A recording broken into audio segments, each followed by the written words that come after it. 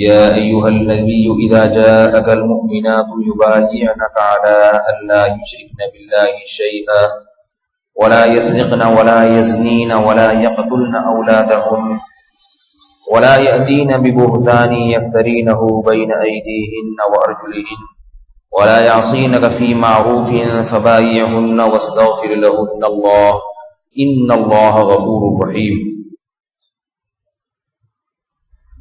سورہ ممتحنہ کی آیت نمبر 12۔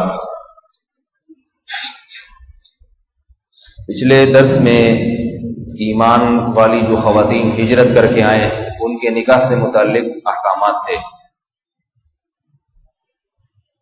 جب مکہ فتح ہو گیا، لوگ جوق در جوق اسلام میں داخل ہونے لگے، تو جیسے مردوں میں بہت سے لوگوں نے اسلام قبول کیا، خواتین میں بھی بہت سو نے اسلام قبول کیا۔ وہ عورتیں جو اسلام دشمنی میں پیش تھیں، ان کے دل بھی اللہ نے نرم فرمائے۔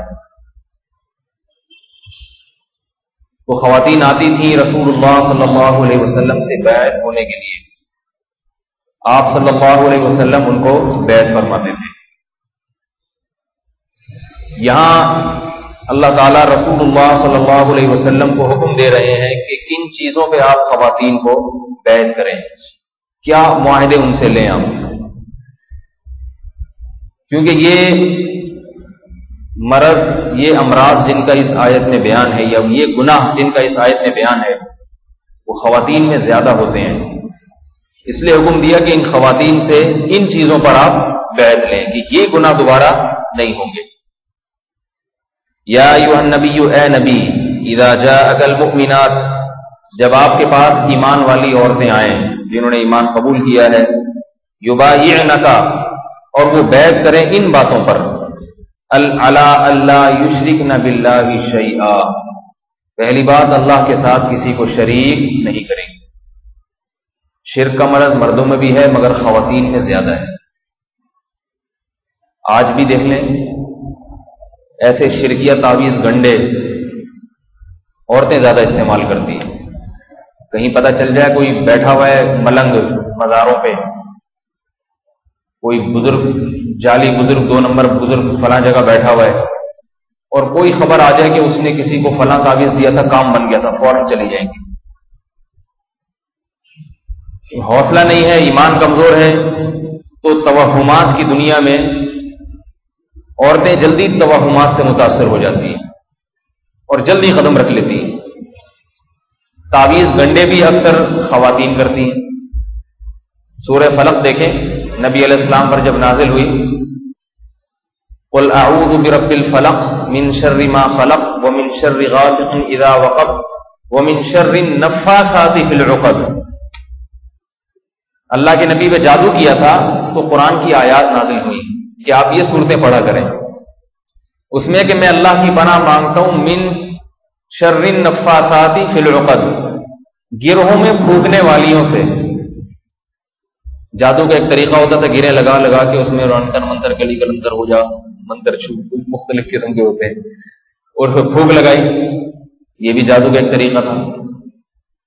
تو اللہ فرما رہے ہیں کہ گرہوں میں پھونکنے والیوں سے، والوں سے نہیں، اس لیے کہ والے یہ کام کرتے نہیں ہیں عام طور پہ، مرد یہ کام عام طور پہ کرتے نہیں ہیں۔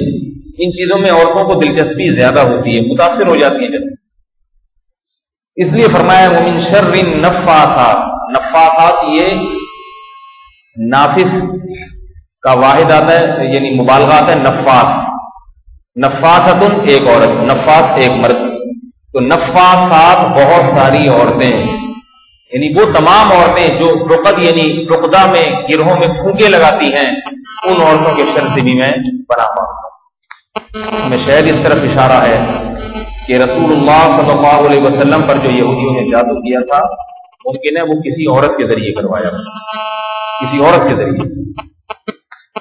جادو مرد کرے لیکن اس میں دلچسپی بہرحال خواتین زیادہ لیتی، اس لیے خواتین کو چاہیے کہ اپنے ایمان کی حفاظت کریں، اپنے عقیدے کو مضبوط کریں، تعویذ گنڈوں سے دور بھاگا کریں۔ یہ جائز تعویذ بھی جو ہے نا، ایک بات یہ میں بتا دوں، یہاں جائز تعویذ جو لوگ کہتے ہیں کہ ہمارے بزرگ کافر بھی تو تعویذ دیتے رہے، یہاں ایک مسئلہ سمجھ لیں. اگر تعویذ میں کوئی شرکیہ مضمون نہیں ہے، پرچی پہ لکھ کے کوئی آیت دے دی کسی نے، تو وہ شرک نہیں ہے، لیکن پسندیدہ پھر بھی نہیں ہے شریعت کی نظر میں، پسندیدہ پھر بھی نہیں. اس کی وجہ میں اکثر بتاتا رہتا ہوں. اصل وجہ تو صحیح حدیث ہے. رسول اللہ صلی اللہ علیہ وسلم نے ارشاد فرمایا، میری امت کے 70,000 لوگ جنت میں بغیر حساب و کتاب کے داخل ہوں گے. یہ وہ لوگ ہیں جن کی کچھ علامات بیان کی، ان میں ایک علامت یہ بھی کہ یہ تعویذ سے بچا کرتے تھے. وعلی ربہم یتوکلون، اور اپنے رب پر توکل کرتے تھے. علامہ نووی رحمہ اللہ تعالی بڑے مشہور عالم ہیں، انہوں نے اس حدیث کی شرح میں ترجیح اس بات کو دی ہے کہ اس سے جائز تعویذ مراد ہے، کیونکہ یہ اعلیٰ مقام اس کو عطا کریں گے، اللہ تعالیٰ عطا فرمائیں گے. تو کیوں بچنا بہتر ہے؟ اس کی وجہ ہے. اس کی وجہ میں بتاتا رہتا ہوں اکثر کہ بھائی شریعت میں بعض اسباب ایسے ہیں جن پر تو نتیجہ یقیناً مرتب ہوتا ہے. دیکھو بھوک کے وقت کھانا کھاؤ گے تو لازمی پیٹ بھرے گا آپ کا، اللہ کی عادت ہے. لہذا یہاں کوئی اللہ پہ توکل کرے اور کہ میں کھانا نہیں کھاؤں گا، میں اللہ سے دعا مانگوں گا میرا پیٹ بھر جائے گا، تو اسے کہا جائے گا کہ اللہ کے بندے، اللہ جب بھی کسی کا پیٹ بھرتا ہے تو روٹی ہی کے ذریعے بھرتا ہے، اللہ کی عادت ہے. لہذا اللہ سے روٹی مانگو، اگر مانگنا ہی ہے تو روٹی مانگو اللہ سے. بغیر روٹی کے پیٹ بھرنا اللہ سے نہ مانگو. یا روٹی کا انتظام ہے، روٹی کھانے کی کوشش نہیں کر رہے اور روٹی کی فکر نہیں کر رہے، صرف دعا مانگ رہے ہو، تو اس کا مطلب ہے تم دعا مانگنے میں مخلص نہیں ہو، کیونکہ اللہ نے بھوک کو روٹی کے ساتھ جوڑ دیا ہے. اللہ ماشاء اللہ کبھی اللہ چاہے تو بغیر روٹی کے پیٹ بھر دے کسی کا، جیسے ابراہیم علیہ السلام کو آگ میں بھی ٹھنڈا رکھ دیا، یہ اللہ اپنی قدرت دکھاتے ہیں. ورنہ اللہ کی عادت یہی ہے کہ جس کو جلانے سے بچاتے ہیں اس کو آگ سے بھی دور رکھتے ہیں، اور جس کو جلانا چاہتے ہیں اس کو آگ میں ڈال دیتے ہیں. یہ ابراہیم علیہ السلام دنیا میں واحد پیغمبر تھے جن کو آگ میں بھی ڈالا گیا اور آگ میں بچایا بھی گیا، ورنہ عام طور پہ ایسا ہوتا نہیں. اس طرح بعض اسباب ایسے ہیں جن پر نتیجہ یقیناً مرتب نہیں ہوتا، کبھی ہوتا ہے کبھی نہیں ہوتا. جیسے آپ دوا سے علاج، دوا سے شفا، دوا کھانے میں کبھی شفا ملتی ہے کبھی شفا نہیں ملتی، لہذا اس میں دعا کا دخل زیادہ ہے. دوا بھی کریں ساتھ ساتھ دعا بھی کریں. اللہ چاہے گا تو ہوگی، نہیں چاہے گا تو نہیں ہوگی. ایسے تو وہاں بھی اللہ چاہے گا تو روٹی سے پیٹ بھرے گا، نہیں چاہے گا تو، لیکن وہاں اللہ چاہتا ہے کہ روٹی کھائے گا تو پیٹ بھروں میں اس کا. یہاں اللہ ہمیشہ نہیں چاہتے. کبھی آپ دوائیں کھاتے رہتے ہیں پیٹ اور پھر بھی شفا نہیں ملتی، کبھی نہیں بھی کھاتے تو ٹھیک ہو جاتے ہیں. اس لیے اگر کوئی شخص دوا نہ کھائے تو کوئی گناہگار نہیں ہوگا. روٹی نہ کھائے تو گناہ ملے گا. روٹی کھانا بھی فرض ہے، صحت کا خیال رکھنا بھی فرض، لیکن دوا کھانا فرض نہیں ہے. آپ اگر بیمار ہو جاتے ہیں علاج نہیں کراتے، بس پرہیز کرتے ہیں، اور خدا نخواستہ انتقال ہو گیا تو خودکشی کا گناہ نہیں ہوگا، بلکہ کسی بھی قسم کا گناہ نہیں ہوگا.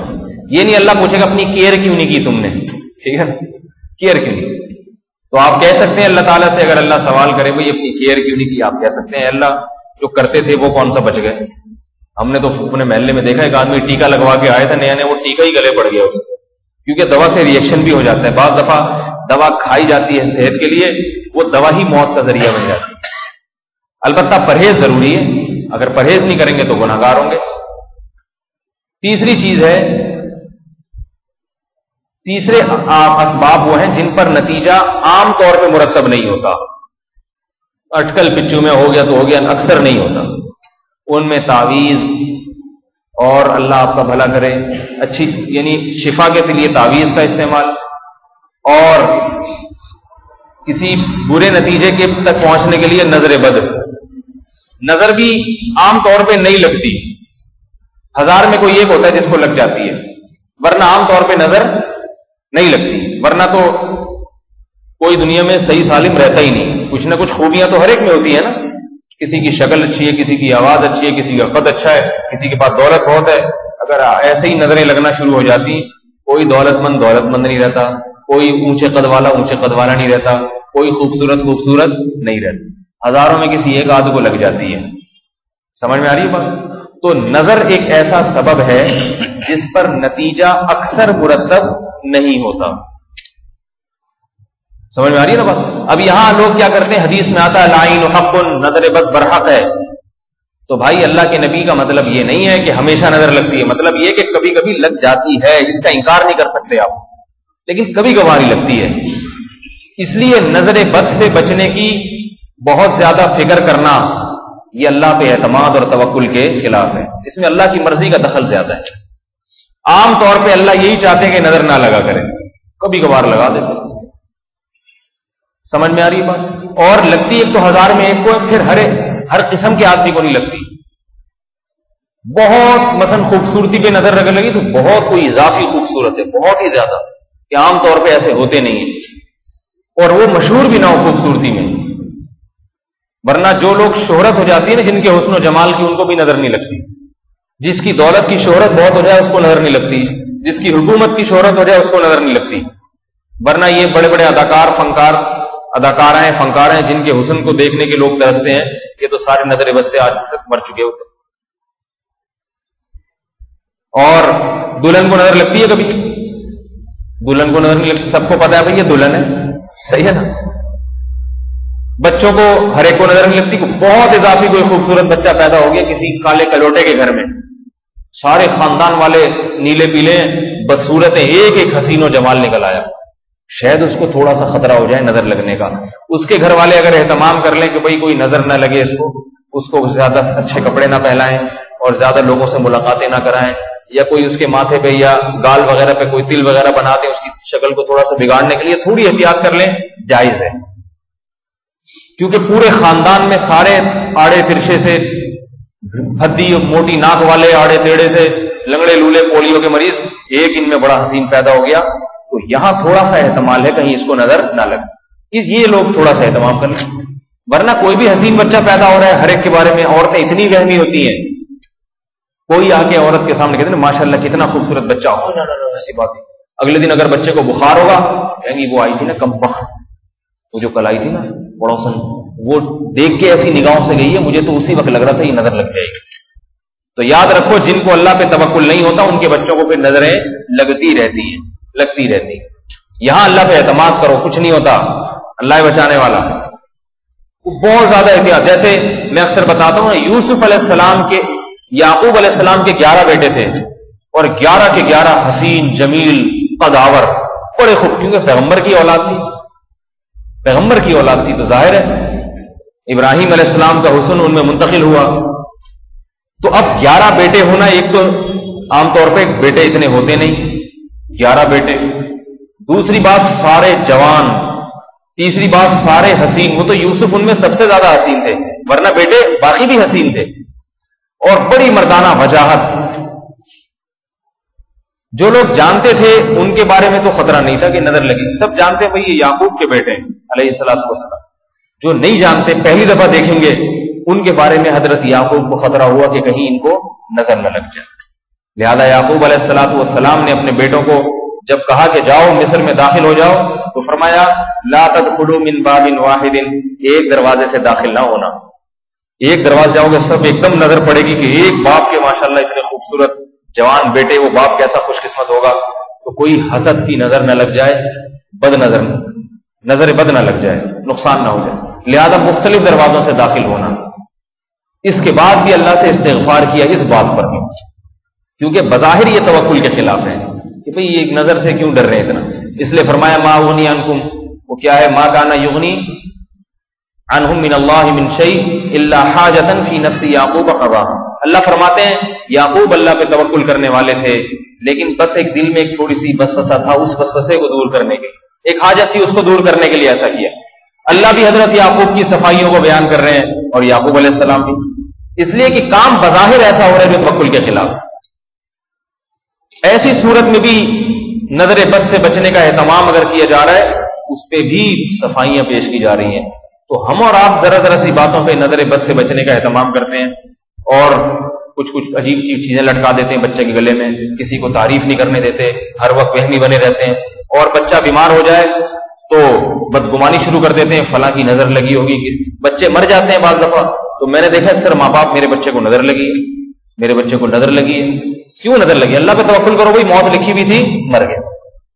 میں الحمدللہ اپنے بچوں کے لیے نظر بد وغیرہ کسی چیز کا کسی قسم کا کوئی وہ نہیں کرتا، کتنا ہی گھور کے کوئی چلا جائے، ٹھیک ہے نا، کچھ نہیں۔ تو بڑی والی بچی تو میری دیکھا ہوگا، یہاں آتی ہے گھومتی پھرتی ہے، کبھی میں نے کوئی اس کے کچھ کالا کپڑا نہیں لٹکایا، اس کے کچھ بھی نہیں۔ البتہ مسنون دعائیں جو حدیث میں ہیں وہ تو ویسے ہی پڑھنی چاہیے، اعوذ بکلمات اللہ التامہ من کل شیطان وہامہ ومن کل عین لامہ، یہ تو دعا ہے، اس میں نظر بد سے بچنے کی بھی دعا، یہ تو مسنون دعائیں ہیں، یہ تو خوف نہ بھی ہو تو دعا تو مانگنی چاہیے اللہ تعالیٰ سے ہر قسم کے شر سے بچنے کی۔ دعا پر تو کوئی اشکال نہیں ہے، اشکال ہوتا ہے تعویذ گنڈوں پر، اونٹ پٹانگ ٹوٹکوں پر۔ اب گاڑی لوگ خریدتے ہیں، اس کے پیچھے کالی چپل لٹکا دیتے ہیں، اچھی بھلی گاڑی ہے، کرولا میں جا رہا ہے، پیچھے کالی میلی کچھ ایلی سی چپل لٹکی ہوئی ہے نظر سے بچنے کی۔ چھوڑو بھائی، اس کو نہیں نظر لگے گی، تم اکیلے تھوڑی جس کے پاس کرولا ہے، ساری دنیا بہت سے لوگوں کے پاس کرولا گاڑی ہے، بہت سے لوگ ٹویٹا میں گھوم رہے ہیں، بہت سے لوگ لینڈ کروزر میں لینڈ کروزر والوں کو نہیں لگ رہی، تیری کرولا کو کہاں سے لگے گی نظر، صحیح ہے؟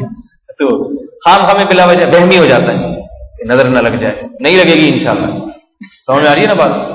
اور تو اور رکشوں کے پیچھے لٹکے ہوئے ہوتے ہیں، اب بتاؤ رکشے کو نظر کہاں سے لگے گی؟ صحیح، اس میں کون سی چیز ہے جس کو دیکھ کے کوئی اس پہ بے ہوش ہو جائے اس کے اوپر کہ ماشاءاللہ کتنا خوبصورت۔ لیکن رکشے والا، اور اس سے بھی ترقی کر کے ریڑی والوں نے لگائے ہوئے ہوتے ہیں چپل، میں نے خود دیکھا ہے، ریڑی والا گلے سڑے ٹماٹر لے کے جا رہا ہوگا اور ریڑی کے نیچے ایک چپل لٹکائی ہوئی ہوگی، میری اس ریڑی کو اور ان ٹماٹروں کو نظر نہ لگ جائے۔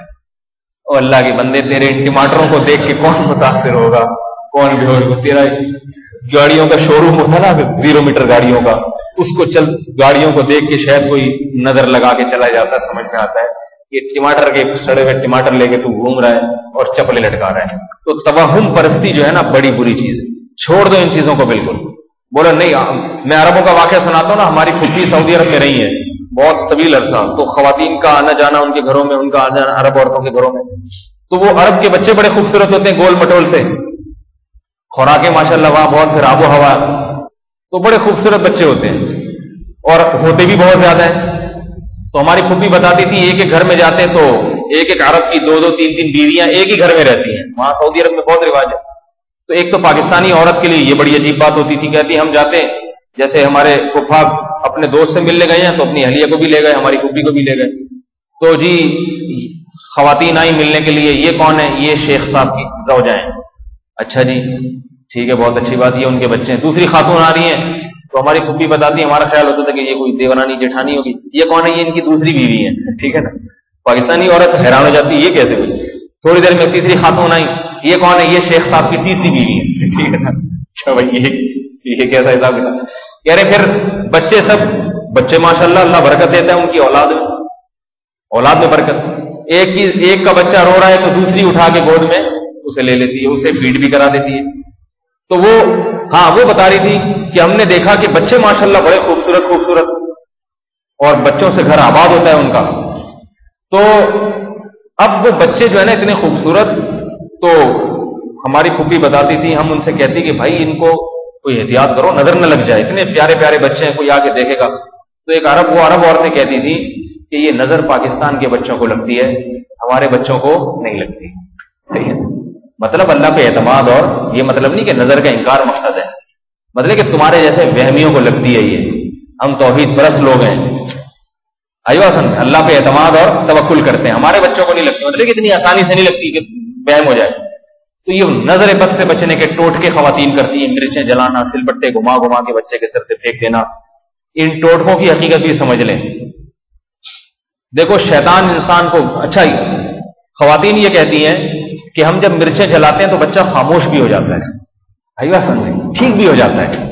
یاد رکھو انہی کا بچہ بیمار ہوتا ہے جن کے بارے میں شیطان کو پتا ہوتا ہے کہ یہ مرچیں جلائے گی تو یہ نظر سمجھے گی اور مرچیں جلائے گی۔ تو ایسی عورتوں کے بچوں کو شیطان رلاتا ہے، اس لیے رلاتا ہے تاکہ یہ مرچیں جلائے اور پھر میں بچے کو رلانا ختم کر دوں، اور عورت یہ سمجھے دیکھو مرچوں میں یہ تاثیر ہے کہ بچہ نہیں رونا۔ یہ بتا دوں آپ، شیطان کو پتا ہوتا ہے یہ عورت وہمی ہے، سل بٹے گھما گھما کے دیواروں پہ مارے گی، توقع پرستی کا شکار ہو جائے گی یہ عورت، لہذا اس کے بچے کو رلاؤ، اور جب یہ بٹا گھما کے پھینک دے تو بچے کو رلانا بند کر دو، بچے کو چھیڑنا بند کر دو۔ شیطان بچوں کو چھیڑتا ہے، بچوں کو چھیڑنا بند کر دو تاکہ اس کا اعتقاد سل بٹوں پہ اور ایسے ٹوٹکوں پہ ہو جائے. اگر عورت ایک دفعہ ہمت کر لے میرا بچہ رو رو کے مر جائے گا مگر میں مرچیں نہیں جلاؤں گی، بچہ رو رو کے مر جائے مگر میں سل بٹے نہیں گھماؤں گی، میں کوئی اوٹ پٹانگ ٹونے ٹوٹکے نہیں کروں گی، رونے دو، شیطان کو بولو رولانے جتنا رلا سکتا ہے، علاج کراؤں گی جیسے کہ ایک سنت طریقہ ہے.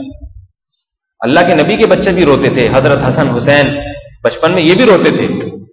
اللہ کے نبی نے تو کبھی نہیں کیا یوں کر کے ٹوٹکا گھمائے مرچیں جلائی کالی اور نیلی اور گلابی، تو کچھ بھی نہیں کیا. عرب بھی نہیں کرتے تو آپ بھی نہ کریں، میں بھی نہیں کرتا الحمدللہ، تو کچھ بھی نہیں ہوتا. تو شیطان رلانا ختم. میرے بچے کو ہمارے گھر والوں نے کہیں سے تعویذ لا کے گلے میں ڈال دیا، فوراً نکال کے میں نے پھینکا. میں نے کہا اپنے بچوں کے گلے میں کالے پٹے نہیں دیکھ سکتا ہندوؤں کی طرح. جائز ناجائز ہونا الگ بات ہے، کوئی ناجائز ہونے کا فتویٰ نہیں لگا رہا، لیکن یہ چیز ہندوؤں میں دیکھی ہے، کالے کالے پٹے پڑے ہوئے ہوتے ہیں، شیعہ لوگوں میں بھی دیکھی ہے. ہم تو میرے بھائی اہل سنت والجماعت میں ہیں، صحابہ کے ماننے والے لوگ ہیں، ہم بچوں کے گلوں میں کالے پیلے نیلے ڈورے برداشت نہیں کر سکتے. سمجھ آ رہی ہے بات؟ اللہ سے دعا کرتے ہیں اللہ ایسے ہی ٹھیک رکھنا ہے تو رکھ لے اس کو، ٹھیک ہے نا، ایسے ہی رکھ لے، تیری تو بڑا مہربان ہے.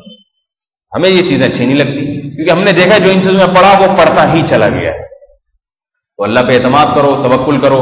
تو میں وہ بتا رہا تھا کہ اگر عورت اعتماد توکل کر کے یہ بٹے اور مرچیں چھوڑ دیں تو اس کا بچہ رونا ہو خود بخود شیطان مایوس ہو کے چلا جاتا ہے. شیطان کہتا ہے چھوڑو بھائی ادھر میرا گر نہیں چل رہا، وہ بچہ تھوڑے دنوں میں خود ہی ٹھیک ہو جائے گا.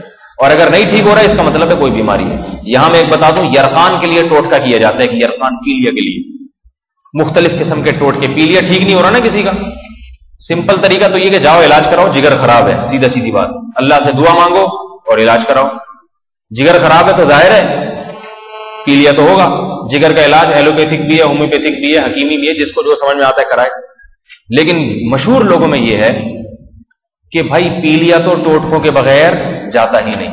مشہور یہ ہے یا نہیں؟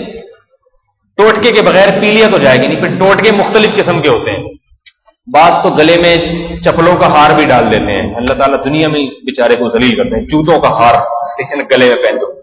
بعض ایسا کرتے ہیں کہ وہ پتے وتے لے کر آتے ہیں، ان پہ پڑتے ہیں، پتے پیلے ہونا شروع ہو جاتے ہیں ایک ایک کر کے. تو کہنے والا کہتا ہے دیکھو اس میں پیلیا اتر رہا ہے، پیلیا اس میں آ رہا ہے، لہذا جب سارے پتے پیلے ہو جائیں گے تو آپ کا پیلیا نیلیے میں تبدیل ہو جائے گا یا گلابی، مطلب کہ ٹھیک ہو جائیں گے. بعض سرسوں کے تیل میں کرتے ہیں، تیل کا رنگ پیلا بنا دیتے ہیں، ایک دم برود کر کے یوں نکالتے ہیں تو جھڑ رہا ہے پیلیا اور تیل ہو جاتا ہے ایک دم پیلے رنگ کا. بعض ایسا کرتے ہیں، ایک میرے ساتھ ایک مولوی صاحب تھے عالم اچھے خاصے، میرا گلگت سفر ہوا تو گلگت میں پیلیا کی بیماری بہت پھیلی ہوئی تھی، اس لیے کہ وہ لوگ گھی بہت پیتے ہیں. وہ لوگ اب گھی پینے کا چیز تھوڑی ہے کہ اس طرح آپ پلیٹوں میں ڈال کے پیئیں گی، اتنا گھی پیتے ہیں وہ. اور دھوپ زیادہ نہیں تھی ان دنوں میں، دھوپ سے بھی یہ ہوتا ہے، دھوپ نہیں لگے انسان کے جسم کو تو بیمار ہو جاتا ہے. تو ان مولوی صاحب کے بارے نعرے ہوئے تھے، وہ مجھے بھی لے کے جاتے، جہاں جانا ہوتا گھروں میں جاتے، مجھے بیٹھک میں بٹھاتے، اندر جا کے پیلیا جھاڑ رہے. ایک دن ایک آدمی کو پکڑا انہوں نے، میں نے کہا ذرا کیسے جھاڑتے ہیں ہمیں تو دکھاؤ. اخبار کی ایک کپی بنائی، اس کے کان میں لگا دی. پہلے اس اخبار کی کپی پہ جو ہے نا وہ موم بتی سے پورا چاروں طرف سے اس کو بند کیا، موم بتی موم سے، پھر وہ کان میں لگا دی اور پڑھنا شروع کیا. پتہ نہیں کیا پڑھ رہے تھے اللہ عالم. اور کپی کو ایک طرف سے جلانا شروع کیا، جلتے جلتے جب کان کے قریب پہنچی تو اس کو بجھا دیا. دیکھا کہ اندر سے پیلا پیلا رنگ کان سے باہر نکلا ہوا ہے. ٹھیک ہے، گویا یہ شو کیا جا رہا ہے کہ سارا پیلیا ہم نے تمہارا کان کے راستے سے اس اخبار نے پی لیا، یعنی جتنا پیلیا تھا وہ اس اخبار نے پی لیا اور وہ پیلیا باہر نکل آیا، لہذا ٹھیک ہو جاؤ، تھوڑے دنوں میں ٹھیک ہو جاؤ. تو میں نے ایک بات یہاں بھی یہ مثلا یہ بھی ٹوٹکے فضول قسم کے ٹوٹکے ہیں. سمجھ میں آ رہی بات؟ ان کی کوئی حقیقت نہیں ہے، صرف ایک نفسیاتی اثر ڈالا جاتا ہے کہ پیلا رنگ اندر سے نکل رہا ہے اور کوئی حقیقت نہیں ہے اس کی. سمجھ میں نہیں آ رہی میرا خیال ہے؟ پوری ذمہ داری کے ساتھ کہہ رہا ہوں، قرآن میرے سامنے رکھا ہوا ہے، پوری ذمہ داری کے ساتھ، کوئی حقیقت نہیں ہے. بعض لوگ کہتے ہیں بڑے بڑے بزرگ کرتے ہیں، تو یاد رکھو بزرگ کوئی قرآن و حدیث کا حوالہ نہیں دیتے. ان بزرگ سے بھی دھوکہ ہو سکتا ہے. ان بزرگ وہ فراڈی نہیں ہوتے، وہ بزرگ وہ سمجھ رہے ہوتے ہیں کہ یہ واقعی اس سے فائدہ ہوتا ہے، کیونکہ ایک چیز مشہور ہوتی ہے تو وہ بھی اس میں آ جاتے ہیں. چلو جی ہو رہا، ہم بھی لگا کے دیکھ لیتے ہیں. اور ایک ہفتے 2 ہفتے بعد پیلیا کا مرض ایسا ہے جو کچھ دنوں کے بعد جا کے ٹھیک ہو ہی جاتا ہے. مریض اگر پرہیز کر رہا ہے تو خود بخود ٹھیک ہو جاتا ہے، وہ اپنا ٹائم مکمل کر کے ٹھیک ہوتا ہے تو ٹھیک ہو جاتا ہے وہ خود بخود ہی. اس کا ان چیزوں سے کوئی تعلق نہیں ہے. آج تک میں نے کوئی ایسا مریض نہیں دیکھا کہ اس کو یہ ٹوٹکا کیا اگلے دن بھلا چنگا بازار میں گھوم رہا ہوں. ایک بھی ایسا نہیں دیکھا. سمجھ میں آئیے نا بات؟ ایک بھی نہیں دیکھا. تو اس کی کوئی حقیقت نہیں. سب سے بڑی بات تو یہ کہ پیلیے میں رنگ پیلا جو نظر آ رہا ہوتا ہے تو اس لیے نہیں کہ کوئی اندر کوئی پیلی چیز آپ کے اندر پھیل گئی, وہ خون کی کمی سے رنگ پیلا ہوتا ہے. لہذا پیلی چیز باہر نکالنا یہی دھوکہ اور فراڈ کی علامت ہے. اندر کوئی پیلا رنگ تھوڑی ہے جو آپ باہر نکال کے لا رہے ہو. خون کی کمی پوری ہوگی تو پیلا رنگ خود بخود لال بھی, کیونکہ خون لال ہوتا ہے. خون نہیں ہے تو ظاہر ہے لالی غائب ہو جائے گی آپ کی. سمجھ میں آ رہی ہے بات؟ لہذا پیلی چیز اندر سے نکالنے کی ضرورت. ایک صاحب مجھ سے بڑا مناظرہ کر رہے تھے, وہ ٹوٹ کے بڑے کرتے تھے, کہہ رہے پیلی اندر پیلا ہوتا ہے نکل رہا ہے. میں نے کہا بھائی ایک آدمی میں سرخی غائب ہو گئی ہے, اگر آپ پیلا اندر سے نکال لیں گے تو نہ وہ لال رہے گا نہ پیلا رہے گا, وہ تو کسی کام کا نہیں رہے گا بیچارہ, ٹھیک ہے, تو مر جائے گا. پیلا رنگ نکالنے کی ضرورت نہیں ہے, اس میں لال کی امیزش کی ضرورت ہے. اندر لال رنگ کان کے راستے اس میں ڈال دو تاکہ تھوڑی سی لالی آ جائے بیچارے کی. پیلا بھی نکال دیا, صرف ڈرامے بازی ہے, فضول قسم کی حرکات ہیں, ان کی کوئی حقیقت میرا خیال ہے نہیں آ رہی بات سمجھ. چھوڑ دیں ان ٹوٹکوں کو. میرا بھانجا سگا بھانجا اس کو پیلیا ہو گیا, اس کے والد جو ہے میرے بہنوئی, وہ ماشاءاللہ میرے بیان بھی سنتے ہیں, اللہ پہ اعتماد توکل والے آدمی, یہی رہتے تھے پہلے, عارف صاحب نام سنا ہوگا آپ نے. اس کے بچے کو ہو گیا پیلیا, ٹھیک ہی نہیں ہو کے دے رہا, مہینہ ہو گیا, 1.5 مہینہ ہو گیا. اب سب لوگ یہی, یہ ٹوٹ کے کراؤ, یہ ٹوٹکوں کے بغیر نہیں جاتا, یہ جھاڑ پھونک کے بغیر, یہ جھاڑ کے بغیر, یہ جھاڑا جاتا ہے پیلیا نہیں جاتا. اس نے کہا نہیں, انگریزوں کا پیلیا کیسے ختم ہو جاتا ہے؟ پیلیا کوئی پاکستان میں تھوڑی ہوتا ہے. سعودی عرب والوں کا پیلیا کیسے ختم ہو جاتا ہے؟ صحیح ہے نا, سعودی عرب میں بھی پیلیا ہوتا ہے, انگریزوں کے یہاں بھی ہوتا ہے. وہ تو یہ ٹوٹ کے نہیں جانتے انگریز, تو اگر ان کا ہو جاتا ہے تو ہمارا بھی ہو جائے گا. بڑا زور لگایا ان کی والدہ نے بھی اور سب نے مل کے کہ بچے کو مارے گا. اس نے کہا ایک جھاڑ پھونک نہیں کروں گا, علاج پہلے یہاں علاج کرایا, ادھر ڈاکٹر سے فائدہ نہیں ہوا تو پھر وہ چائلڈ اسپیشلسٹ کے پاس لے گئے اپنے بچے کو. چائلڈ اسپیشلسٹ نے بتایا کہ آپ جس ڈاکٹر کی دوائیں دے رہے تھے وہ دوائیں صحیح نہیں ہیں, اس لیے کہ ڈاکٹر وہ دوائیں کھلا رہا تھا جو بڑوں کو جو پیلیا ہوتا ہے نا وہ اس کو کھلائی جاتی ہیں, اور کہا کہ بچوں کے پیلیے میں اور بڑوں کے پیلیے میں زمین اور آسمان کا فرق ہے. نہیں آ رہی بات سمجھ؟ بچوں کو پیلیا اور طرح کا ہوتا ہے, بڑوں کا پیلیا اور طرح کا ہوتا ہے. اس میں وہ دوائی نہیں ہوتی جو بڑوں کھاتے ہیں, وہ پرہیز بھی نہیں ہوتا. تو اسپیشلسٹ تھا, لہٰذا وہ مرض کو اس نے دیکھ لیا, اس کی دوا کھلائی, ہفتے میں آرام آ گیا. سمجھ میں نہیں آ رہی بات میرا خیال ہے؟ ٹھیک, بچہ ماشاءاللہ 2 سال 4 سال ہو گئے ہوں گے اس واقعے کو, 2 بھی نہیں 4 سال, بچہ ٹھیک ٹھاک گھوم رہا ہے. تو چھوڑ دیں ان فضول توہمات والی بات کو. وہم پرستی ایک ایسا مرض ہے کہ جس میں آ جائے اور جس قوم میں آ جائے, یاد رکھو پھر وہ ہمیشہ توہمات میں مبتلا رہتا ہے. 13 کا عدد منحوس سمجھا جاتا ہے نا یورپ میں, کہتے ہیں 13ویں منزل پہ ہی نہیں چڑھتے. اب منحوس ہونے کی کیا دلیل ہے بھائی؟ تو ویسے ہی خام خواہ میں جو بات پھیل گئی عمل کرتے چلے جاؤ. تو ان چیزوں کو چھوڑ دو, اللہ پہ اعتماد کرو, توکل کرو. پھر اگر کوئی مصیبت پہنچ جائے تو لن یصیبنا الا ما كتب اللہ لنا, فوراً یہ کہا کرو کہ بھئی ہمیں وہی مصیبت پہنچی ہے جو اللہ نے ہمارے مقدر میں لکھ دی تھی, اور یہ مصیبت ہم سے ٹل نہیں سکتی تھی. مثلا کسی بچے کو پیلیا ہو گیا, آپ نے میرے مشورے پر جھاڑ پھونک نہیں کی اور اتفاق سے بچہ مر گیا, تو یہ نہیں کہو کہ مولوی صاحب نے مروا دیا الفلاحیہ مسجد کے امام صاحب نے. یہ بولو کہ بھئی بچے کی مقدر میں مرنا لکھا ہوا, ہم نے سنت کے مطابق علاج بھی کیا, دعا بھی کی, تو مر گیا, پھر بھی مر گیا. سارے جھاڑ پھونک والے تھوڑی بچتے ہیں, کتنے ایسے جھاڑ پھونک بھی کرا لو, سب کچھ کرا لو, پھر بھی مر جاتے ہیں. تو یہ بھی مر گیا. یقین کر لیں اس کی جھاڑ پھونک کراتے تو بھی مرتا ہی ہے. سمجھ میں نہیں آ رہی میرا خیال ہے, باتیں تھوڑی مشکل سی باتیں ہو گئی ہیں. لیکن بہرحال خواتین اپنے ایمان کو خاص طور پہ جو ہے نا مضبوط کریں. ایسی چیزیں جو انسان میں توکل کے خلاف ہیں, اللہ کے توکل کے خلاف ہیں, اور جو خالص شرکیات ہیں وہ تو بہرحال انسان سے ایمان کو چھین لیتی ہیں. چھوڑ دیں عاملوں کے پاس جانا. ایک اور بات اسی موضوع سے متعلق بتا دوں میں کہ دیکھو یہ جو جنات کا تو تصور ہے نا, جنات کا, یہاں ایک بڑی ٹیکنیکل بات بتا رہا ہوں آپ کو آپ کے فائدے کی.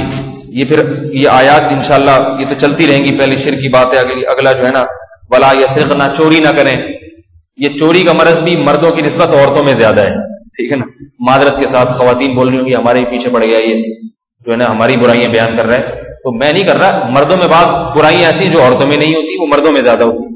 تو یہاں وہی باتیں جو اللہ کر رہے ہیں جو عورتوں میں زیادہ, عورتوں میں نہیں کہ سب میں ہوتی ہیں, مردوں کی نسبت عورتوں میں وہ بیماریاں زیادہ ہیں. یہ چوری کا جو مرض ہے یہ بھی عورتوں میں مردوں کی نسبت زیادہ ہوتا ہے.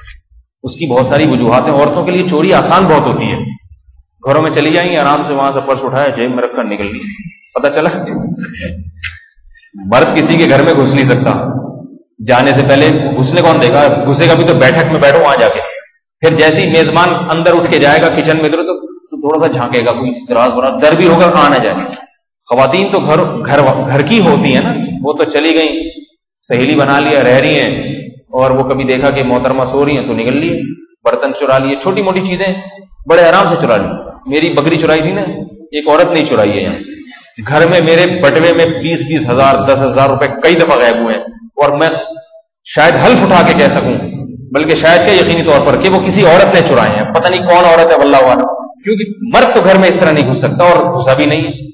تالا توڑے گا تو آواز آئے گی, سمجھ آئے گی نا بات.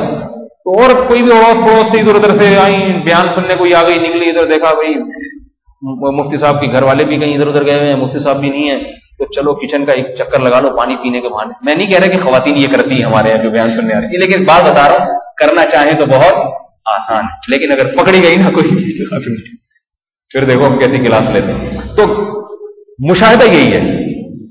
میری والدہ کی ایک خاتون تھی, بہت پکی سہیلی, گھر میں بہت آنا جانا, اتنی کلوز, بہت محبت آپس میں.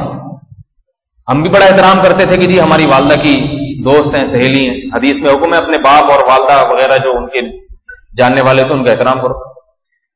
تو میری والدہ چونکہ وہاں بچوں کے اسکول میں ٹیچر بھی تھی, قریب میں یہ اسکول تھا چھوٹے بچوں کا 5ویں تک کا, اس کی ٹیچر کیا بلکہ ہیڈ مسٹریس تھی میری والدہ, تھی کیا ابھی ریٹائر ہوئی ہیں.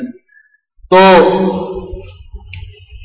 تنخواہ ملی, گھر میں لا کے رکھی الماری میں, غائب. تو اب کون آیا بھائی, تو شبہ گیا ان سہیلی پر جو بچپن کی سہیلی. لیکن خیال ہو یہ کیسے دھوکہ کر سکتی ہیں, یہ تو بہت قریبی ہیں, یہ کیسے. لیکن جب زیادہ لتاڑا گیا تو انہوں نے اقرار کیا کہ میں نے چوری کی, میں نے چوری. اب والدہ بیچاری کیسے, ان پر وہ والدہ میری اتنی نرم طبیعت کی کہ وہ ان سے نہ ڈانٹ رہی ہیں نہ نکلوا رہی ہیں, کچھ بھی نہیں کیا, انہوں نے چھوڑ دیا. وہ سہیلی کا بھی انتقال بھی ہو چکا ہے, اللہ تعالیٰ ان کی مغفرت فرمائے. تو بہت آسان ہوتا ہے خواتین کے لیے, اس لیے اللہ تعالیٰ نے فرمایا کہ اس پر تو میں بیان انشاءاللہ اگلے ہفتے کروں گا. ابھی میں یہ بات اپنی مکمل کر لوں جو موضوع میں لے کے چل رہا تھا. جنات کے حوالے سے بھی بہت زیادہ مبالغہ آرائیاں ہیں ہمارے معاشرے میں. پہلی بات تو یہ کہ ہر اوٹ پٹانگ حرکت کرنے والے پہ جن نہیں چڑھے ہوئے ہوتے, سمجھ رہے ہیں نا, ہر ایک پہ نہیں چڑھے ہوئے ہوتے, جنات کسی پہ سوار ہوتے ہیں. دوسری بات, اگر خدا نخواستہ آپ کے خاندان میں کسی پہ جن سوار ہو گیا ہے, اللہ نہ کرے, تو اس کے لیے کسی عامل کے پاس ہرگز نہ جائیں. میری وصیت یاد رکھیں. اگر کسی عامل کے پاس چلے گئے, خواہ وہ عامل سے مراد جو جنات اتارنے میں مشہور ہوتے ہیں اور اس کے چلے ولے کاٹے ہوئے ہوتے ہیں, انہوں نے چلے ولے کاٹے ہوئے ہوتے ہیں. ایک تو ویسے ہی کوئی بزرگ ہیں کہ بھی چلو ویسے ان کا کام نہیں ہے لیکن پھونک مار دیتے ہیں, وہ چلو جن آیا ہوا سورہ فلق سورہ ناس پڑھ کے پھونک مار دی, ادھر جانے میں کوئی حرج نہیں ہے. کوئی بھی ہے جو جیسے لوگوں کا عقیدہ ہوتا ہے بھائی امام صاحب ہیں کچھ زیادہ نیک پر, ہماری نسبت زیادہ نیک پرہیزگار ہوں گے, یہ پھونک لگا دے شاید اللہ زیادہ فائدہ دے دے, یہ تو ایک الگ بات ہے. لیکن کوئی پروفیشنل ہو, پروفیشنل سے میری مراد یہ نہیں کہ جو باقاعدہ پیسے لیتا ہو, یعنی اس شعبے میں مشہور ہو, عامل ہے باقاعدہ, اس نے چلے ولے کیے ہوئے ہیں, اس کے پاس کبھی نہ لے کے جائیں, کیونکہ یہ چلے کرنے والے جتنے ہیں سارے پاگل ہوتے ہیں. میں آپ کو بتا دوں, چاہے بزرگ ہو, چاہے تبلیغی ہو, چاہے دیوبندی ہو, چاہے مجاہد ہو, چاہے ریونڈ میں مقیم ہو, چاہے وہ خانقاہ کا منجھا ہوا ہو, چاہے مفتی ہو, چاہے مدرسے سے فارغ ہو, پاگل ضرور ہوگا. وہ یہ آپ کو بتا دوں معذرت کے ساتھ, یہ بڑی صاف کھری کھری باتیں کر رہا ہوں. دیکھو اگر کوئی تبلیغ میں چلہ لگایا ہوا اور عامل بن گیا تو تبلیغ والوں نے نہیں بنایا اس کو یہ عامل. اس کا مطلب یہ نہیں کہ میں تبلیغ کے خلاف بول رہا ہوں یا مدارس کے خلاف بول رہا ہوں یا مفتیوں کے خلاف بول رہا ہوں. وہ اپنی مرضی سے بنائے, اور جب بنے گا تو اس کا دماغ کھسک جائے گا, یہ بتا دوں میں آپ. لہذا اس کی سیٹنگ جو آؤٹ ہوتی ہے, اس سیٹنگ آؤٹ ہونے میں سب سے پہلا اثر یہ نظر آتا ہے کہ اس کو اکثر لوگوں پہ جن بھوت نظر آتے ہیں. وہ اس کے اپنے دماغ کا خلل ہوتا ہے, اور وہ جھوٹا بھی نہیں ہوتا اس میں, کیونکہ اس نے وہ چلے ولے جو کاٹے ہیں نا, اس سے دماغ آدمی کا, آپ ایک جگہ بیٹھ کے اس قسم کی چیزیں کرتے نا تو سیٹنگ آپ کی بھی آؤٹ ہو جائے گی تھوڑے دنوں میں. آپ پورے صحیح نہیں رہیں گے, یہ بتا دوں. کھول کے دوبارہ بنانا پڑے گا آپ کو, نئے سرے سے ریپیئرنگ ہوگی تب آپ صحیح ہوں گے, ورنہ اتنے خراب ہو جاتے ہیں کہ ان کی ریپیئرنگ بھی نہیں ہو سکتی. سمجھ میں آ رہی ہے بات؟ لہذا آپ اگر ان کے پاس 10 آدمیوں کو لے کے جائیں گے, ان 10 کے 10 صحت مند ہو, بالکل ٹھیک ہو, کچھ بھی نہ ہو, ان 10 میں سے کم از کم 5 پہ ان کو بھوت نظر آئیں گے, خود بخود کہیں گے اس پہ کچھ ہے. وہ اصل میں جھوٹ بھی نہیں بول رہے ہوتے, بعض تو فراڈی ہوتے ہیں, جھوٹ بولتے ہیں. वो झूठ नहीं बोल रहे होते, उन्होंने चिल्ले विल्ले ऐसे किए हुए कि उनका दिमाग खराब हो गया, उनको वाकईतन नजर आ रहा होता है, हालांकि होता कुछ भी नहीं है। जब इंसान ऐसे वज़ाइफ पढ़ता है ना सुबह शाम बैठ के, दिमाग में ऐसी खुश्की और सेटिंग ऐसी आउट होती है कि उसको कुछ आलम बाला की ऐसी चीजें नजर आती हैं जो होती नहीं है, अपने दिमाग का खलल। एक मौलाना शरीफ थानवी रहमतुल्लाह के पास एक आदमी आया, कहने लगा मैं रात के अंधेरों में बैठ के अल्लाह का जिक्र करता हूं और मुझे ऊपर हालांकि छत है मगर आसमान के सितारे नजर आ रहे होते हैं, तो लगता है कि मैं बहुत पहुंच गया हूं अल्लाह के दरबार में। हकीमुल उम्मा ने फरमाया कि ये जिक्र फौरन छोड़ दो क्योंकि तुम्हारा दिमाग खराब हो गया। ये ऊपर छत है फिर भी आसमान नजर आ रहा है, तो ये दिमाग की सेटिंग आउट होने की, छत नजर नहीं आ रही। दिमाग जिसका सही होता है उसको ऊपर छत अगर होगी तो छत नजर आएगी या सितारे नजर आएंगे, बताओ भाई। अगर छत नजर नहीं आ रही, सीधा आसमान नजर आ रहा है, तो इसकी अलामत है इस बेचारे का दिमाग ये तो खराब हो गया ना। इसको फिर दीवार भी नजर नहीं आएगी क्योंकि चलते चलते दीवार से टकरा जाएगा, ये जाके दीवार नजर नहीं आएगी इसको, दीवार के पीछे चीजें नजर आएंगी। जिस आदमी को दीवार नजर नहीं आ रही टकरा जाएगा। इसको गटर का ढक्कन खुला हुआ नजर नहीं आएगा, आई बात समझ, क्योंकि मतलब दिमाग तो खराब हो गया ना उसका। छत है नजर नहीं आ रही तो इसका मतलब दिमाग ही तो खराब हुआ है, और क्या हुआ है। तो याद रखो, इनको इनका चिल्ले कर करके इनके दिमाग खराब हो जाते हैं, जिससे इनको चुड़ैलें भी नजर आती हैं, भूत भी नजर आते हैं, जिन भी। और अगर कुछ ना हो तो इतना तो है कि कुछ है। फिर इनके पास एक लफ्ज है, आप पर भी किसी चीज के असरात हैं। किस चीज के हैं? खाम खामे बेचारे एक अच्छे वाले आदमी को वहम में डालते। तो प्रोफेशनल आदमी के पास कभी ना जाएं, ख्वाह तबलीगी हो, ख्वाह देवबंदी हो, ख्वाह मुफ्ती हो, ख्वाह जामिअतुर रशीद, मैं जिस मदरसे से फारिग हूं ना जामिअतुर रशीद, उससे क्यों ना फारिग हो। मैं जामिअतुर रशीद में जो मेरा अपना मदरसा और जो मेरी इल्म गाह जहां से मैंने इल्म हासिल किया और जहां मैं पढ़ा रहा हूं, जहां मेरे अकाबिर, वहां भी अगर कोई आमिल होगा मैं उसको भी इतना बड़ा फराडी समझता हूं जितना किसी और को समझता हूं।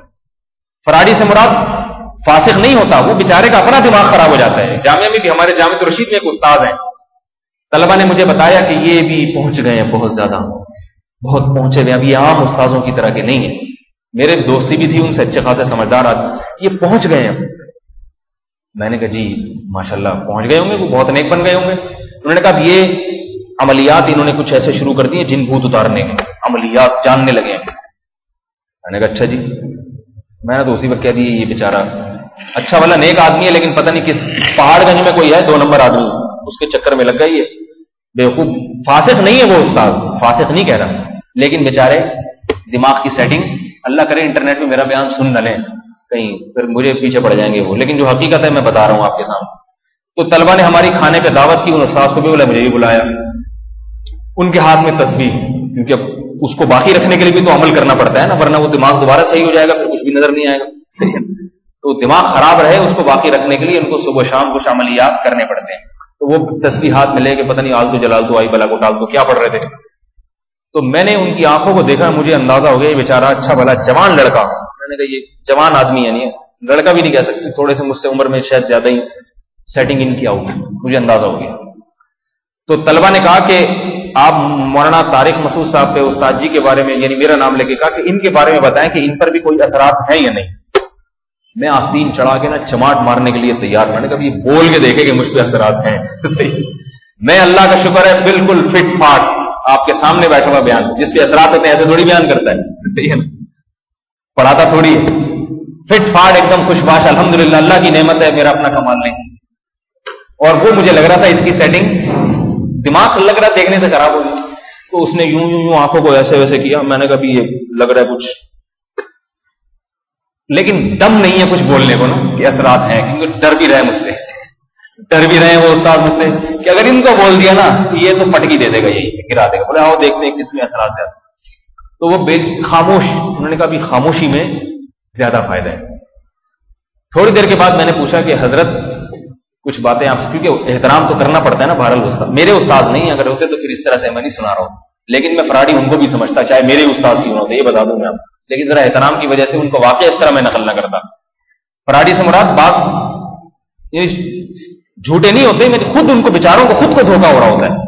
तो मैंने उनसे कहा कि ये हजरत आपने कहां से ये चीजें सीखी हैं, आप भी सुने जिन्नात को काबू में रख लिया और आमिल वामिल। तो उन्होंने कहा हमारा ताल्लुक किसी आमिल से नहीं है, हमारा सिलसिला शाज़िलिया से ताल्लुक है। मैंने कहा ये ऑर्डर पे बनवाया, ये आपने सिलसिला आज पहली दफा सुना, नक्शबंदिया सुना है, سہروردیہ سنا ہے, قادریہ سنا ہے, چشتیہ سنا ہے. یہ چاروں سلسلے تصوف کے بزرگان دین کے سنے ہیں. یہ کوئی پانچواں سلسلہ شاذلیہ کوئی باہر سے امپورٹ ہوا ہے یا چائنا سے بنوایا ہے, آرڈر پہ دیے, یہ کہاں سے آیا؟ ابھی میں پوچھ ہی رہا تھا ان سے کہ انہوں نے کہا کہ ہمارا سلسلہ شاذلیہ کی خاصیت یہ ہے کہ ہمارے پاس صحابی جنات بھی ہوتے ہیں. کیا ہوتے ہیں ہمارے پاس؟ صحابی جنات.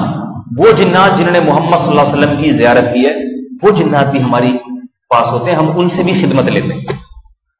میں نے کہا یہ بالکل بیچارے سیٹنگ ان کی بہت زیادہ آؤٹ ہو گئی ہے اور ان کو ٹھیک کرنے میں کافی ٹائم لگے گا, جو میں تو کر نہیں سکتا کیونکہ میری مانیں گے نہیں. اللہ کے بندو, جو صحابی ہوگا وہ تمہاری خدمت کیوں کرے گا؟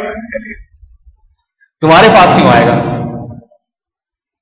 صحابہ کرام جن اگر صحابی ہے تو وہ تو بہرحال عزت دار ہیں, وہ آگے آپ کے پاس جامعۃ الرشید میں آپ کے پاس آگے بیٹھیں گے کہ حضرت کوئی کام ہماری خدمت بتا دیں. تو میں نے کہا یہ بیچارہ بالکل دماغ اس کا خراب ہو گیا. پھر پتا یہ چلا کہ ان کے بزرگ کون ہیں جو جس نے ان کو خراب کیا. تو وہ پہاڑ گنج میں ایک 2 نمبر آدمی ہے, وہ بیٹھا ہوا ہے, اس سے میں ملا جا کے, تو پتا چلا اس کمبخت نے اپنی بیوی کو 3 طلاقیں دی ہیں, پھر بھی رکھا ہوا ہے گھر میں اس بزرگ نے. اور طلاق دینے کے بعد جب لوگوں نے پکڑ لیا کہ بھئی اب تو طلاق ہو گئی, تو کہہ رہے کہ میں نے نہیں دی, یہ جن نے دی ہے. اب دیکھو کوئی کہہ سکتا ہے, یعنی زبان تو میری استعمال ہو رہی تھی طلاق کے وقت, لیکن میں نہیں دے رہا تھا, یہ دے کون رہا تھا؟ جن دے رہا تھا, لہذا یہ طلاق ہوئی نہیں. بڑا اچھا کام ہے, آپ طلاقیں دو, بعد میں کہو میں تھوڑی تھا وہ تو جن تھا. صحیح ہے, میں تھوڑی تھا وہ تو جن تھا. بہت اچھا, ایسا کسی کو بھی گالی دے دو, بعد میں آئے پکڑنے کو میں تھوڑی تھا وہ تو جن تھا. کسی سے 1 لاکھ روپے لے لو, لے کے پی جاؤ, بعد میں آئے کہ میں نے تھوڑی وہ تو جن تھا, جن نہیں لیے ہوں گے, اس سے پوچھو پتہ نہیں کہاں گیا ہوا. تو ایک مذاق بنا لیا, ابھی بھی رکھا ہوا اس نے. تو یہ حساب کتاب میرے بھائی توہمات. اب کرنا کیا, کسی پہ جن چڑھ جائے تو کرنا کیا ہے, علاج کیسے کرائیں اس کا؟ پہلی بات تو یاد رکھیں کہ جنات اگر کسی پر آتے ہوں, اس کا 100% علاج ممکن نہیں ہے. پہلی بات تو یہ یاد رکھیں. جیسے بہت ساری بیماریوں کا 100% علاج ممکن نہیں ہے نا. کینسر ہو جائے تو علاج ہوتا ہے کیا؟ اپنی طرف سے کرتے ہیں, ہو جائے ٹھیک ہے, نہیں ہو تو صبر کرتے ہیں, اللہ سے دعا کرتے ہیں بس. ٹی بی کسی کو ہو جائے, بعض دفعہ ٹھیک ہو جاتا ہے, بعض دفعہ ٹھیک نہیں ہوتا. تو ایسے ہی کسی پہ اگر جنات آتے ہیں, وہ اللہ نہ کرے, تو بعض دفعہ تو وہ جھاڑ پھونک سے جنات بھاگ جاتے ہیں اور بعض دفعہ نہیں بھاگتے, موت تک صبر کرنا پڑتا ہے. لہذا اس کا علاج کریں سنت طریقے کے مطابق. وہ علاج کیا ہے کہ آپ خود جو بھی گھر میں اس کے بھائی بہنوں میں سے کوئی بھی موجود ہے, باوضو ہو کے اس پہ دم کریں. سورہ فلق, سورہ ناس کی آیت الکرسی, سورہ فلق, سورہ ناس وغیرہ اس طرح کی صورتیں پڑھ کے اس پہ دم کریں, انشاءاللہ خود بخود ٹھیک ہو جائے گا. فائدہ ہوگا, میں آپ کو لکھ کے دے دوں, کسی عامل کے پاس جانے کی ضرورت نہیں, خود کریں یہ کام, انشاءاللہ فائدہ ہوگا. کوئی تعویذ بھی گلے میں لٹکانے کی ضرورت نہیں. جائز ہے یہاں ایسے موقع پہ, کوئی ایمان نہیں ہے, توکل نہیں ہے, لٹکا دے اگر کسی کو, بشرطے کہ شرکیہ تعویذ نہ ہو. لیکن دم درود یہ دم کرتے ہیں اس پہ انشاءاللہ. میں اپنا واقعہ سناؤں, کسی پہ جن چڑھ گیا تھا, میں عامل نہیں ہوں, نہ مجھے جنات اتارنا آتے ہیں, نہ مجھے کبھی جنات سے واسطہ پڑا. ایک آدمی پہ جن چڑھا ہوا تھا, اتنا خطرناک طریقے سے. میں نے پہلے کہا یہ شاید جن نہیں ہے, ایسی ڈرامہ ہے. میں گیا تو مجھے جو پھونکے وونکے آتی تھی میں نے پڑھ کے پھونک دی. اس قرآن کا بہرحال اپنا ایک اثر ہوتا ہے. وقال موسیٰ ما جئتم به السحر ان اللہ سیبطلہ ان اللہ لا یصلح عمل المفسدین. یہ آیت بھی پڑھنے سے فائدہ ہوتا ہے کیونکہ اس میں جادو کا ذکر ہے. موسیٰ علیہ السلام نے جادو کروں سے کہا تم جو کچھ لائے ہو یہ جادو ہے, اللہ تعالیٰ اس کو باطل کر دے گا. اللہ فساد کرنے والے کے عمل کو کبھی بھی یعنی کامیاب نہیں کرتے. تو یہ آیت بھی پڑھی میں نے, آیت الکرسی بھی, سورہ فلق, جو مجھے آتی تھی آیتیں پڑھ لی, ٹھیک ہو گیا. تھوڑی دیر میں آیا ہوں تو پھر چڑھا ہوا تھا جن, اور وہ جن مجھے دھمکیاں دے رہا تھا ایسے, آواز بدلی بھی, کہہ رہا اوے مولوی میں تجھے چھوڑوں گا نہیں. سنے بات, اوے مولوی میں تجھے چھوڑوں گا نہیں, تو نے مجھ پہ دم کیا, مجھے بھگانے کی کوشش کی, میں تجھے چھوڑوں گا نہیں. تو میں نے آستینیں چڑھائی, اس کے بعد بیٹھ کے میں نے کہا دیکھتے ہیں. میں نے کہا تیرا باپ بھی انشاءاللہ میرا کچھ نہیں بگاڑ سکتا. صحیح ہے. جن میں یاد رکھیں انسان سے ڈرتے ہیں جنات, بشرطے کہ آپ نہ ڈریں. اس نے حد کی دھمکی دی, آپ کا شلوار بھیگ گئی, پیشاب نکل گیا آپ کا, تو وہ تو شیر ہو جائے گا, بولے گا یہ تو ڈر رہا ہے. جن ایک ہاتھ دکھائے, آپ 2 چانٹے دکھائیں اسے. جنات انسان سے ڈرتے ہیں جیسے جانور انسان سے ڈرتے ہیں نا, حالانکہ طاقتور انسان سے زیادہ ہوتے ہیں. تو اس طرح جنات بھی انسان سے طاقتور تو زیادہ ہوتے ہیں, مگر طاقتور ہونے کے باوجود ان کے دلوں میں انسانوں کا روب ہوتا ہے. ان کو پتا ہے انسان بڑا ذہین ہے, یہ کوئی ٹیکنیک استعمال کر کے کھونٹے سے باندھ کے چلا جائے گا, ایسا ذہین. تو اس لیے جنات سے ڈرو نہیں بگاڑتے کچھ. तो उसने मुझे धमकी दी, उसने बोला मौलवी मैं तुझे छोड़ूंगा नहीं। मेरा पहली दफा किसी जिन से वास्ता पड़ा था जिंदगी में, इससे पहले कभी नहीं। मैंने नहीं कहा कि इसको आमिल के पास ले जाओ, मैंने नहीं कहा कि नहीं मुझे तो आते नहीं, आप किसी और को बुलाएं, हम तो ऐसे ही हैं। मैंने कहा भाई देखते हैं, ठीक हो, अल्लाह शिफा देने वाला, उतर गया, नहीं उतरा तो नहीं उतरा, सबर करो, ठीक है ना। तो वो पड़ा, वो ठीक हो गया। तो फिर वो ठीक होने के बाद दोबारा जिन आ गया, फिर मुझे धमकियां देना होगा तेरी। तो मैंने कहा मैं मुफ्ती रशीद अहमद साहब का शागिर्द हूं और इंशाअल्लाह तेरा बाप भी मेरा कुछ नहीं बिगाड़ सकता। मैं इसलिए हवाला दिया कि हजरत भी हमारे डरते नहीं थे जिन्नात से। हजरत ने एक जिन को चांटा मारा, वो जिन बेहोश होकर गिर गया था, ठीक है ना। उसके बाद जहां भी किसी पे जिन चढ़ता ना, उसने जिन्नात ने मशहूर कर दिया मुफ्ती रशीद अहमद साहब ने ऐसा चांटा मारा, मैं तो मर गया था। तो वो जिन्नात ने मशहूर, लिहाजा हजरत हमारे कहीं भी जाते हैं ना जिन उतारने के लिए, तो उसको घर वाले बताते थे मुफ्ती रशीद अहमद साहब आ रहे हैं। तो हजरत जब पहुंचते तो घर वाले कहते आपकी आमद की खबर सुनते ही बंदा ठीक हो गया है, और ये कहकर गया कि हजरत मुफ्ती रशीद साहब आ रहे हैं, हम जा रहे हैं, ठीक है। मुफ्ती रशीद साहब आ रहे हैं, हम जा रहे हैं, ठीक है।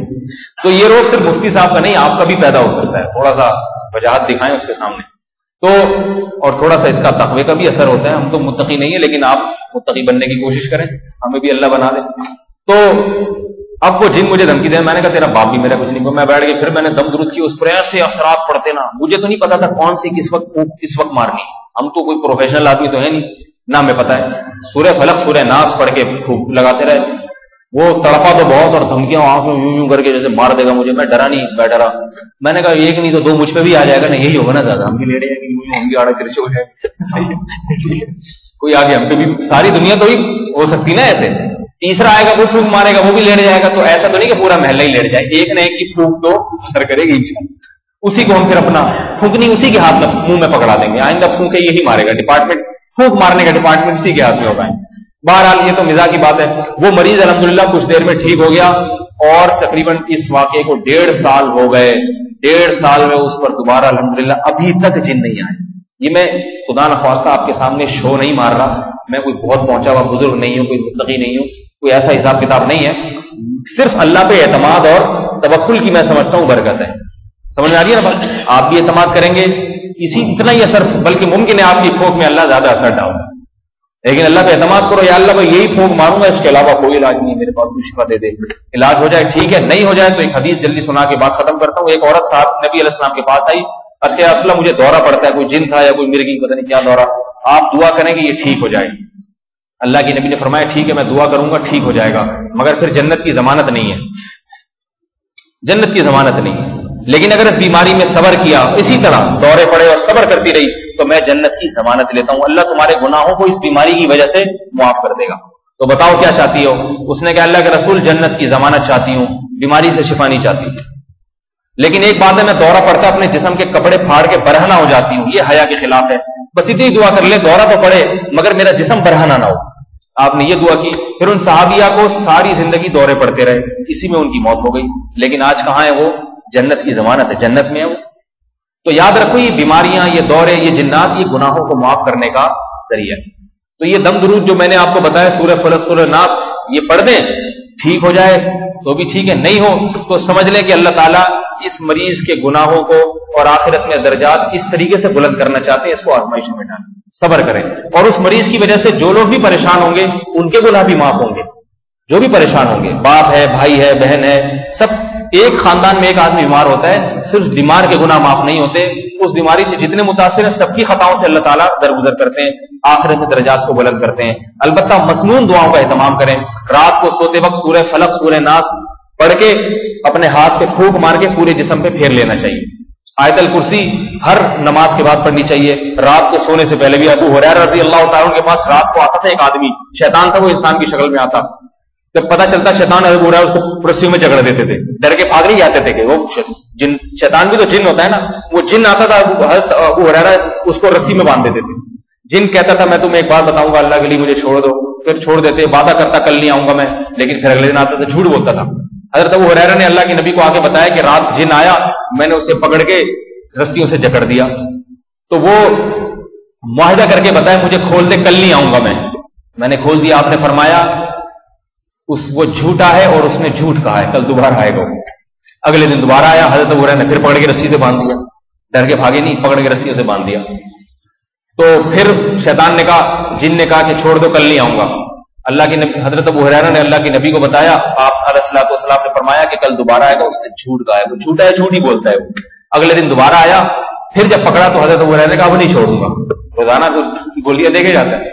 اس نے کہا چھوڑ دو، تجھے ایک حل بتاؤں گا میں اس کا. صحیح بخاری مسلم کی حدیث ہے. ابو ہریرہ نے فرمایا بتاؤ کیا حل ہے؟ کہا کہ تم رات کو آیت الکرسی پڑھ کے سو جایا کرو تو فرشتہ تمہاری حفاظت پہ معمور رہے گا، کسی جن کو تمہارے قریب نہیں آنے دے گا، حفاظت کرے گا ساری رات تمہاری، اور کوئی جن نہیں تمہارے قریب پھٹے گا. حضرت ابو ہریرہ نے پوچھا کیا ہے؟ فرمایا کہ جن نے کہا آیت الکرسی پڑھ لیا کرو، اس سے کوئی جن تمہارے قریب نہیں آئے گا اور فرشتہ تمہاری حفاظت کرے گا اللہ کی طرف سے. تو حضرت ابو ہریرہ نے کھول دیا آیت الکرسی کا سن کے، اللہ کے نبی کو بتایا کہ ایسا ہوا. اللہ کے نبی نے فرمایا جن ہے، شیطان ہے، جھوٹا ہے، مگر یہ بات اس نے سچ کہی. جھوٹا بھی کبھی کبھی سچ بول دیتا ہے جھوٹا مگر یہ بات سچ کہی. تو آیت الکرسی پڑھنے سے بڑا فائدہ ہوتا ہے. یہ مسنون دعاؤں کا اہتمام کریں. کوئی جن چڑیل انشاءاللہ نہیں آئے گی. گھر میں طہارت کا اہتمام ہو، تصویریں جاندار کی نہ ہو گھر میں، کچھ بھی نہیں ہوگا انشاءاللہ. فرسٹ کلاس برکتیں نازل ہوں گی. اللہ تعالی ہمارے ایمان اور توکل کو مضبوط فرمائے، عمل کی توفیق عطا فرمائے. وما علینا الا البلاغ.